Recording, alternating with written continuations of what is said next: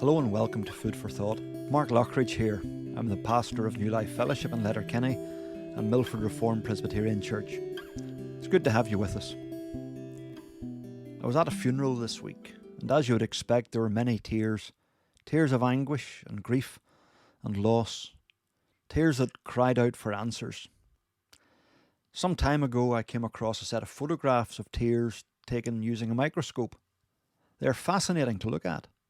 Vastly different in their detail and patterns, like looking down at changing landscapes from a plane. The photographer, Rosalind Fisher, has pictures of tears from all sorts of circumstances. Tears of happiness, of grief, pain, reminiscing, tears caused by irritation, tears needed for lubrication, and many other sorts. Each like a unique work of art. Some are jagged and angular.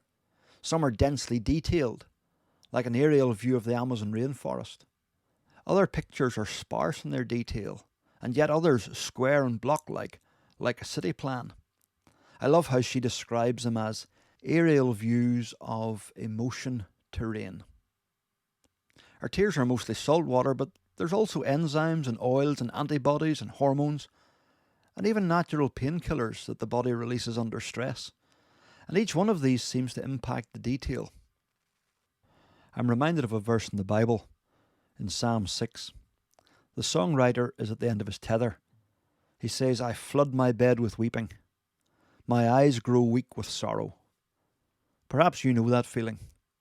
But what really struck me was what he said next. The Lord has heard the sound of my weeping. The Hebrew language that the Old Testament is written in is really picturesque. The word translated sound also means voice. The Lord heard the voice of my weeping. We might say God understands the language of tears. He's fluent in it. Of course, as God, he knows all things instantly, but there's something richer, closer, more personal about this way of putting it. And perhaps we need to be reminded of that.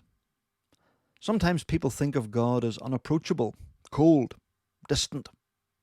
Perhaps like that detached and pristine parent who, when their child comes with tears running down their cheeks, pushes them away so they don't mess up their clothes.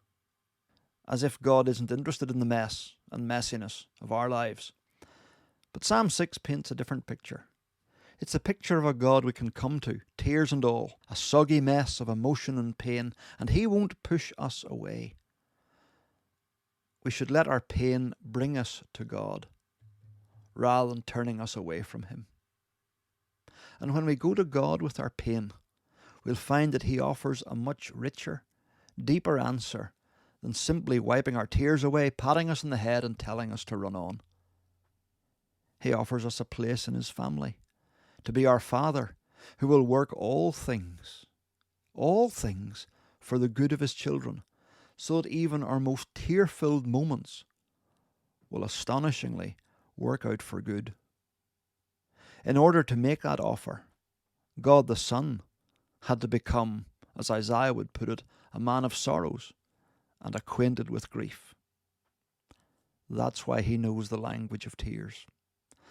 And it's to God the Son, Jesus Christ, that we must go for this richer, deeper answer to our tears. So, let your tears bring you to Christ and to the God who heals the brokenhearted and makes the wounded live. And if this has been a week of tears for you, may you know God's comfort and strength and peace. Thanks for listening. And if you want to get in touch, drop me an email at mark@newlifefellowship.ie. Have a good week.